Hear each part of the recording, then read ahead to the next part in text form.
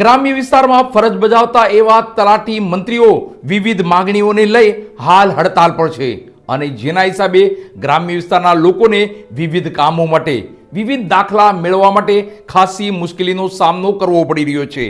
ત્યારે આવા ગ્રામ્ય વિસ્તારના લોકોની ચિંતા કરી ગ્રામ્ય વિસ્તારના લોકોની મુશ્કેલી સમજી કોંગ્રેસી કાર્યકરો મેદાનમાં આવ્યા છે અને સક્રિય કોંગ્રેસી કાર્યકરોએ આજે આવી તમામ મુશ્કેલીઓનું યોગ્ય નિરાકરણ લાવવા માટે પ્રાંત અધિકારી શ્રી મહુવાને એક આવેદનપત્ર આપ્યું છે।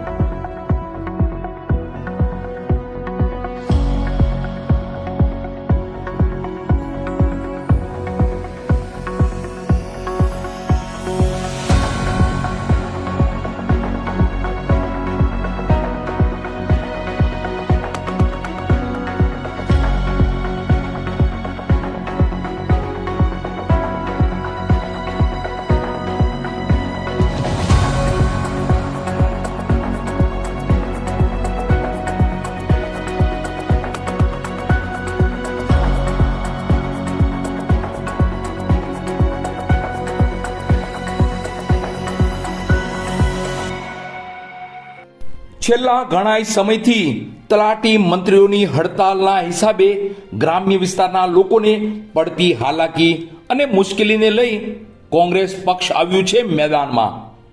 ગ્રામ્ય વિસ્તારના લોકોની ચિંતા કરી પ્રાંત અધિકારી શ્રી મહુવાને યોગ્ય કરવા એક આવેદનપત્ર આપ્યું છે।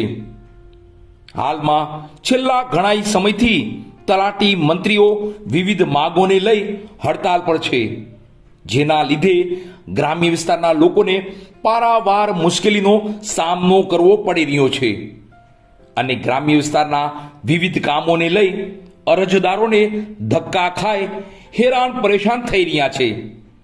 હાલમાં ચોમાસાની સિઝન હોય, ખેડૂતોને બિયારણ, દવાઓ અને ખાતર માટે તલાટી મંત્રીઓના દાખલાની જરૂર પડતી હોય છે અને ખાસ કરીને રેવન્યુને લગતા તમામ કામો ઠપ્પ થવાને કારણે ગામડાના લોકો ત્રાહીમામ પોકારી ઉઠ્યા છે અને સરકાર પણ તલાટી મંત્રીઓની માગણીનું નિરાકરણ લાવવાના બદલે આ તમામ બાબતોને નજરઅંદાજ કરી રહ્યું છે, જેના હિસાબે ગ્રામ્ય વિસ્તારના લોકો તલાટી મંત્રી અને સરકાર વચ્ચે પીસાઈ રહ્યા છે।